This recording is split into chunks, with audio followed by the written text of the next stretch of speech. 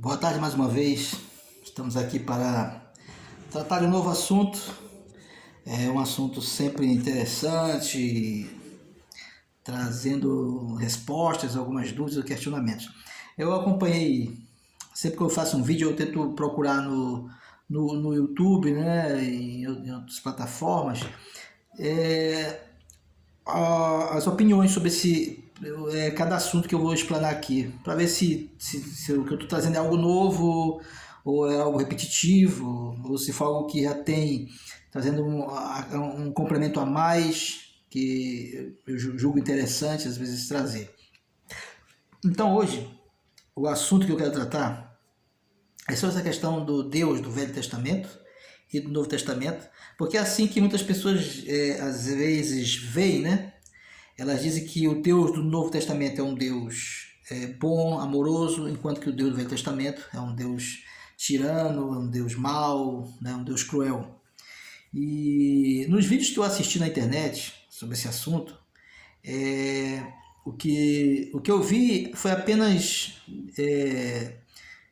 querer mostrar um lado bom do Deus do Velho Testamento, né? Entre aspas, essa questão. Não explicando o porquê que aconteciam as ações que pareciam cruéis, mas queriam apenas explicar. Eles não explicavam, por exemplo, que Deus mandou matar esse povo todo, exterminar.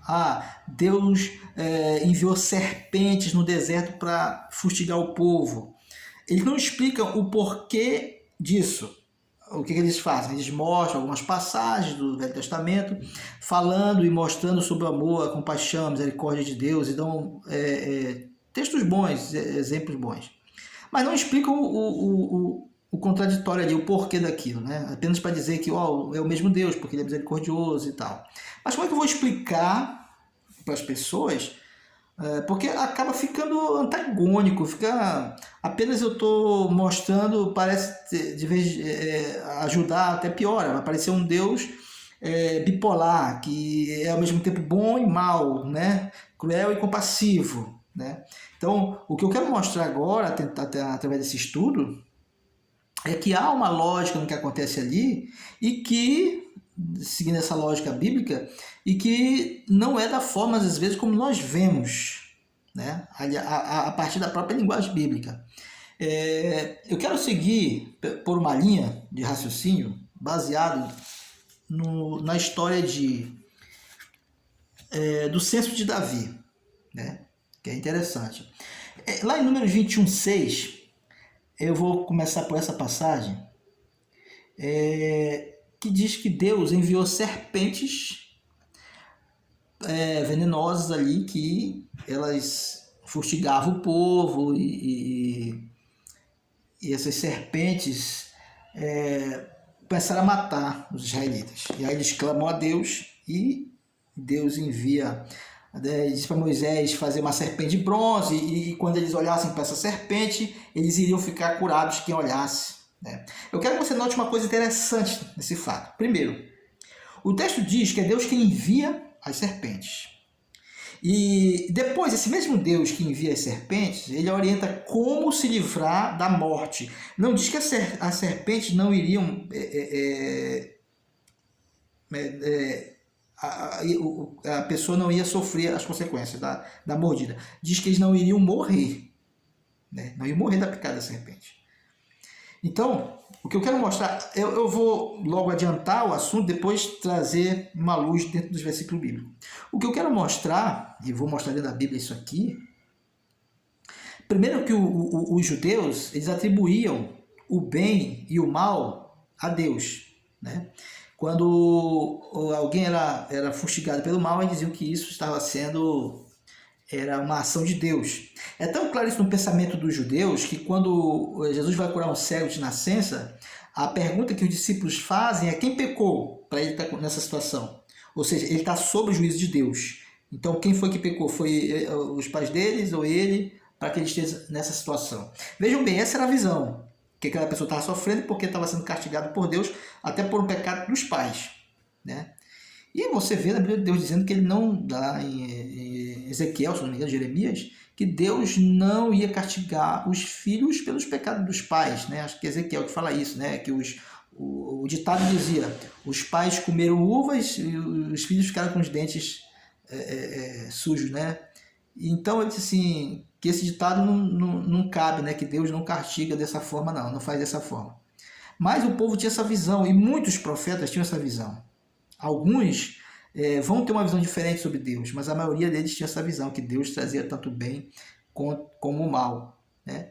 Mas Jesus cura o cego, e ele diz o seguinte: olha, o que está acontecendo com ele não é porque os pais deles pecaram ou ele pecou, ou seja, não é juízo de Deus, mas é para que se manifeste a glória de Deus, ou seja, Deus curando esse homem, está mostrando esse lado, a glória de Deus é fazer o bem. Então Deus não colocou o mal para depois ele desfazer, para dizer: olha, eu coloquei eu curei agora essa pessoa, coloquei o mal, mas curei. Fica meio até estranho, né?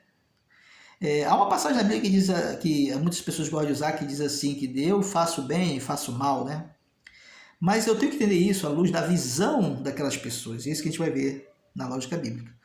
Que era a visão deles sobre Deus.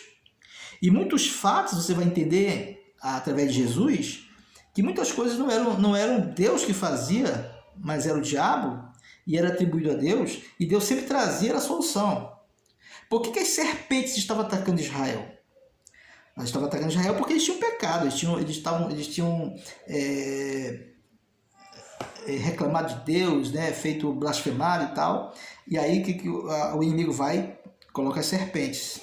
Aí Deus vem trazer a solução. Quando eles clamam a Deus, Deus vem trazer a solução.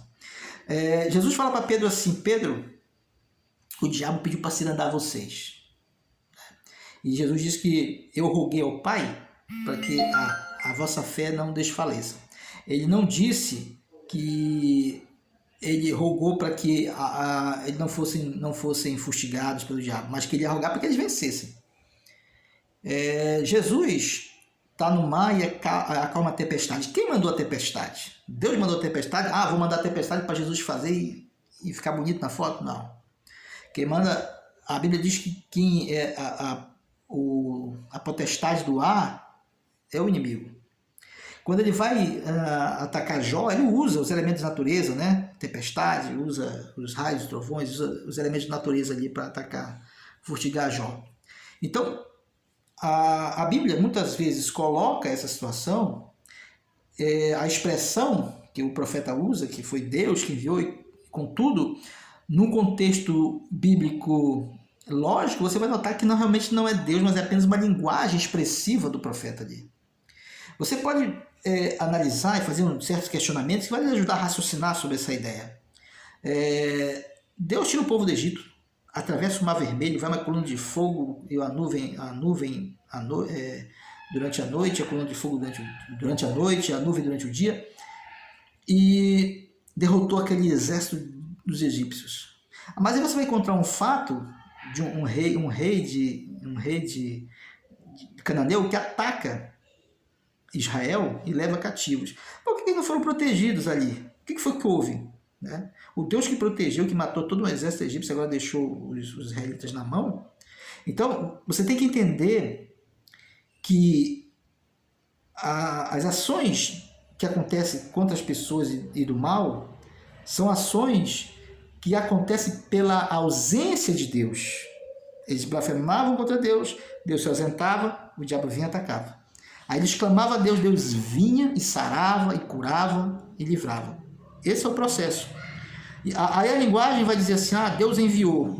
Né? Porque na visão dos profetas, aqui do Velho Testamento, o mal era atribuído tanto a Deus como o bem. Uma passagem interessante que eu quero ler para vocês, e está lá em Samuel, segundo Samuel.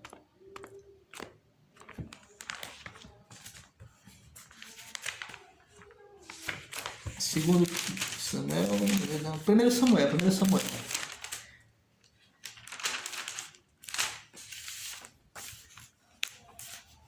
Ratificando, né? Segundo Samuel mesmo, aqui, vamos só. Olha que interessante, é sobre o censo. Em 2 Samuel, capítulo 24, 1, diz o seguinte: Então, mais uma vez, irou-se o Senhor contra Israel e moveu Davi a punir o povo, vai agora e faz a contagem completa do povo de Israel e de Judá. Aqui diz que quem induziu Davi a fazer o censo foi o Senhor, que levou ele a fazer o censo. O mesmo evento que acontece aqui, agora em Crônicas 21, em 1 Crônicas 21, o mesmo evento diz o seguinte: Então Satã, o inimigo, levantou-se contra Israel e induziu Davi a fazer o recenseamento de todo o povo debaixo do governo do rei. Então veja que interessante. É o mesmo fato. O cronista, o escriba de 1 Samuel, ele diz que foi Deus que incitou Davi a fazer o censo, para depois punir o povo e Davi. Aqui em Crônicas, no capítulo 21, diz que foi Satanás. Você entende que aqui não é Deus, mas é a visão de cada um que escreveu. Na visão lá do cronista, do escriba de Samuel, foi Deus que incitou Davi a fazer aquilo, porque ele queria punir Davi. Na visão do cronista de 1 Crônicas aqui, ele diz que foi Satanás que induziu Davi. Você vê que interessante isso aqui, né? E você tem que ver essa lógica a partir de todo esse contexto bíblico, de toda a história do Velho Testamento, né? Nós temos, por exemplo, lá em Números 15, 32 e 36, um homem vai pegar lenha no sábado e leva Moisés, e aí diz que Moisés consultou o Senhor, e ele diz para apedrejar o homem até a morte, e toda a assembleia vai apedrejar. Raciocina comigo. Imagina você nessa assembleia, você tem 20 anos de idade, 18, a partir dos 20, né, que o homem podia ir para a guerra, vamos lá, você tinha 20 anos, e aí alguém lhe chama, tu tem que ir ali, ajudar a matar um homem ali, porque ele transgrediu o sábado. O que passaria na sua cabeça, né? Você nunca matou um homem, mas foi lá se juntar para matar um homem a pedradas, porque ele transgrediu o sábado. Que tipo de cristão você estava se tornando? Nós temos, a gente sabe que os mandamentos ali têm o mesmo peso, né? Tanto o sábado quanto o adultério têm o mesmo peso. Acontece um fato que é muito parecido. Uma mulher levada para Jesus, acusada de adultério, um dos mandamentos também principais, que a pena também era apedrejamento. E o que Jesus faz? A mulher não era inocente, ela realmente tinha praticado. E Jesus perdoa a mulher e ela não diz assim, me perdoa, eu estou errada. Não. Ele perdoa, por misericórdia. O que aconteceria com essa mulher se ela estivesse na mesma situação daquele homem do sábado lá em Israel? Há muitos pastores e teólogos que gostam de especular, né? Eles, mas essa situação, essa mulher, ela foi vítima, ela foi enganada, mas não está se questionando isso, se questiona a lei em si. Lá também não conta a situação do cara, qual foi a situação dele, que ele foi pegar a lenha, né? Aí, o mandamento é mandamento. Adulterou tem que ser apedrejado, né? Eu acredito que se fosse uma situação no tempo de Moisés, essa mulher também teria sido apedrejada, porque os homens levaram, assim como aqueles homens pegaram o homem e levaram a Moisés, esses discípulos de Moisés levaram a Jesus e queriam que houvesse a mesma situação, né? Que ele fosse apedrejado. O que Jesus faz? Ele toma uma ação que era contrária ao princípio e a filosofia de Moisés, ou seja, da liderança mosaica. Há outros fatos interessantes para você meditar. Havia uma nuvem que guiava o povo e dizia onde eles deviam acampar. Está lá em Números 10, 31.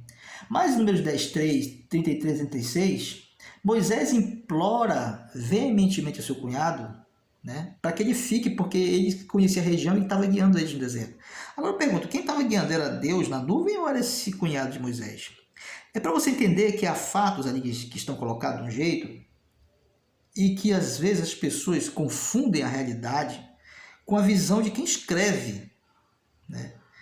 E é por isso que quando você percebe isso, quando aparece Jesus desfazendo de muitas coisas, ele na verdade está trazendo luz sobre isso, sobre essa visão de Deus do passado, ele veio manifestar o Pai, tentando mostrar quem realmente era Deus, porque você percebe que a partir de Moisés, depois que vem Josué, você não vê o mesmo estilo de liderança de Josué. O que Josué faz? Josué fala o seguinte: olha, chegamos em Canaã, eu vou para minha casa, eu e minha casa vamos servir ao Senhor, aí o resto é com vocês. O Josué não vai seguir o princípio de Moisés, olha, se pegar alguém, vão apedrejar, vão fazer isso, vão seguir a lei, não. Ele entende que cada um tinha a sua liberdade de fazer o que achava certo. Você começa a perceber que todo aquele sistema de castigo, de punição, tinha relação com a liderança mosaica, com o estilo de liderança de Moisés, não com os princípios divinos. Um exemplo claro disso é quando é sobre o casamento. O que Jesus falou sobre o casamento, sobre o divórcio? Ele falou para os escribas: ó, isso aí foi por causa do desejo dos vossos corações. Ele disse assim: não, mas Moisés fez, sim, Moisés fez isso por conta disso. Foi uma decisão particular de Moisés. Não era a vontade de Deus. Moisés achou que devia fazer aquilo desse jeito. Então nós temos muitos casos. Nós temos o caso, por exemplo, de Jó. O diabo vai lá com Deus. Deus permite e o diabo faz tempestades, mortes. Né? Teve gente que morreu lá, por exemplo, os servos de Jó. O que eles tinham a ver com a história? O que eles tinham a ver com o problema entre o diabo, Deus e Jó? Os caras morreram, pô. Os caras tinham família, né? E aí? Então você entende que nem tudo é como se passa, mas você está ali escrito. Você tem que entender o contexto, né? O que eles querem expressar ali naquela história.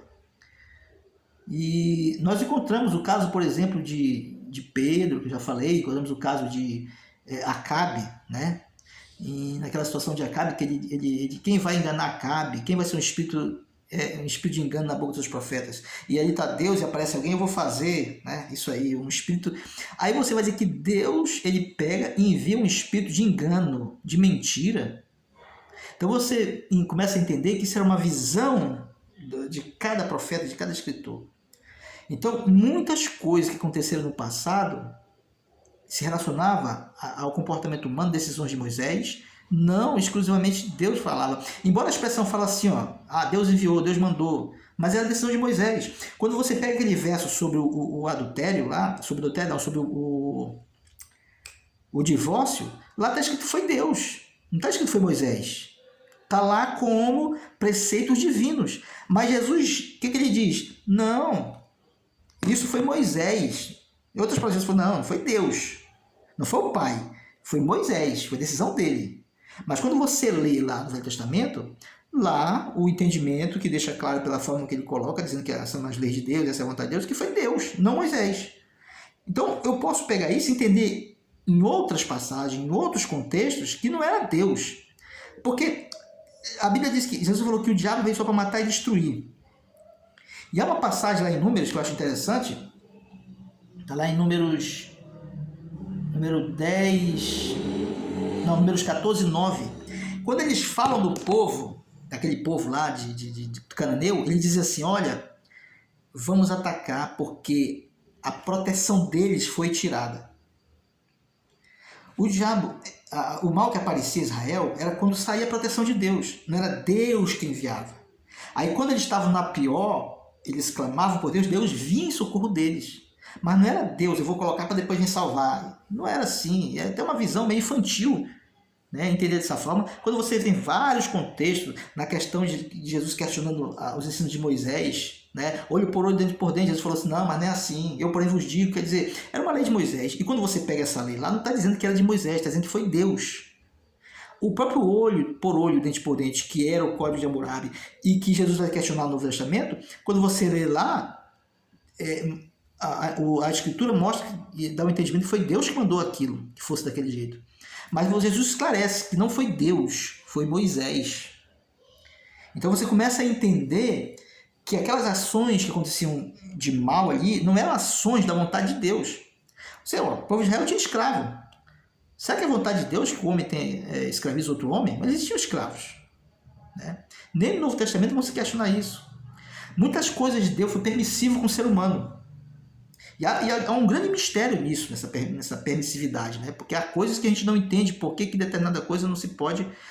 por que Deus, de repente, não apareceu com um anjo lá e disse para aquelas pessoas de Canaã, vão embora, que agora vocês vão embora, vocês vão morrer, meu povo está aqui, é um anjo poderoso e tal, e converteu eles. Por que isso não acontecia? Porque há mistérios nessa guerra que ainda não estão bem esclarecidos. Mas uma coisa você pode ter certeza, a partir da Bíblia, que ela deixa claro, e Jesus esclarece isso, é que o mal, a destruição, as doenças que eram lançadas, que apareceram em Israel ali, embora o contexto foi Deus que enviou, mas não é Deus que envia, né?